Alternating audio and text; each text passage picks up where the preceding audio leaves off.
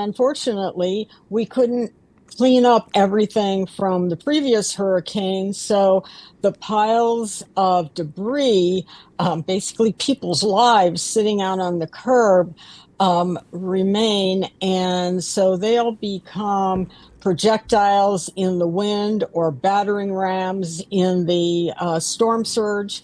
And so it compounds the problem that we're going to have here. And, we No, haven't no. seen anything like this for maybe 100 years. Millions of people on the west coast of Florida have been fleeing their homes as Hurricane Milton races towards landfall, hard on the heels of Hurricane Helene, which caused much death and destruction. Milton is a Category 5 hurricane. It could be slowing to a Category 4, but that won't make much difference. It still means 160-mile-an-hour winds. It's currently around 300 miles southwest of Tampa on Florida's west coast. Landfall is expected late tonight, which will mean the middle of the night United Kingdom time. That landfall was expected to be at Tampa, but latest forecasts suggest it could be moving south to Sarasota. President Biden has warned that leaving the area is a matter of life or death. Liz Alpert is the mayor of Sarasota, and she joins me now. Good morning to you, Mayor. It kind of looks like you might be in the eye of the storm. Certainly does. I was not pleasantly surprised when I saw the track change, moving it to basically a bullseye on Sarasota. I was looking at a map of the counties being evacuated. Obviously, all the coastal counties, which would include the one you're in Sarasota, but also a number inland as well. I mean, is there, other than yourself and your support team, is there anybody left in Sarasota this morning? There are. We are hoping everyone has gotten off of the barrier islands. I think after Helene a couple of weeks ago, people are taking this seriously and have vacated the barrier islands, which is going to be have the worst storm surge. But there are people in the downtown area in high-rise condos. But for the most part, people are taking it seriously, and they have left or are leaving. Where are they going? Going to friends, relatives, Airbnbs, hotels, just, wherever they can go. Now, this comes hard on the heels of another terrible hurricane, Helene, which caused a lot of death and destruction. I mean, Florida was just beginning to clean up after that before you've been hit by this. You're going to have to clean up again. This must hamper that it's a double whammy for you. It really is. And unfortunately, we couldn't clean up everything from the previous hurricane. So the piles of debris, basically people's lives sitting out on the curb, remain. And so they'll become projectiles in the wind or battering rams in the storm surge. And so it compounds the problem that we're going to have here. And, we haven't seen anything like this for maybe 100 years. No, it sounds terrible. What's the biggest danger for you people?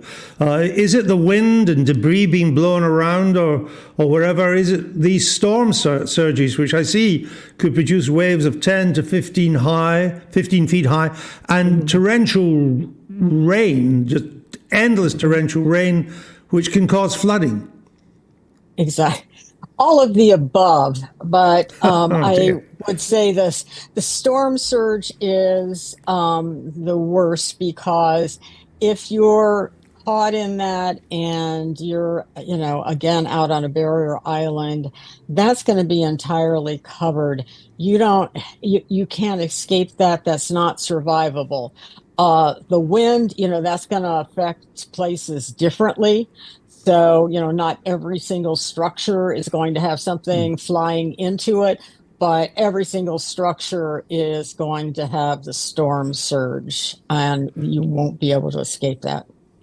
we've been concentrating on the consequences for the Gulf Coast of Florida, for the West Coast. But as I look at the trajectory of this hurricane, it seems it's going to go right across the middle of the state and still be pretty strong when it hits the East Coast before it leaves Florida. I mean, I know the West Coast is in greater danger, but the West Coast will be in some trouble too, will it not?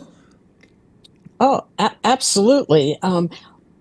From Helene, we had storm surge up and down the entire west coast of Florida, which also was unprecedented. And now you add this to all of that. This is just, I don't even think there's a word to describe how bad it's going to be. One quick final question. We will come back from it, but yes. Of course you will. We know that. We know America. You will come back from it. One final question. I know that too. One final question for you. Governor DeSantis has promised a robust response, mobilizing 8,000 National Guard. The federal government says it's mobilizing its forces too. You sit in a town and a county with local resources. Are you getting enough from the feds and the state? Yes, everybody has been extremely helpful, and I think we're as ready as we can be, and we're poised to take action as soon as the storm passes. So, we don't have any complaints about the help and the resources that we're being offered. Mayor Alpert, we thank you for your time in what is a busy morning for you, and we wish you and your people all the best in Sarasota and the rest of Florida. Thank you so much. Right, let's hear from one site in Tampa where evacuation has proved impossible. That's Tampa Zoo. Tiffany Burns is the zoo's Senior Director of Animal Programs. Tiffany, welcome to the program. The people are getting out, but what about the animals? So we have about 1,000 animals at Zoo Tampa, and we have a very comprehensive hurricane plan. So the minute we know a hurricane's coming, we're watching it, we're paying attention to what category that's going to be, and starting our plan. So all of our animals go into secure buildings that are hurricane proof, and we just look for any sort of potential hazard. So everything gets moved that can get moved, strapped down as much as we can. But really our main focus is making sure that our animals are in a safe place and our staff gets to safety. And you say you have a plan, you're prepared for this, though this is going to be a big one, we think. It's Category 5, at least Category 4, probably unprecedented in modern times. But I suppose with 1,000 animals, you just said, in the zoo, it's impossible to move them. You've got to hunker down and protect them as best you can.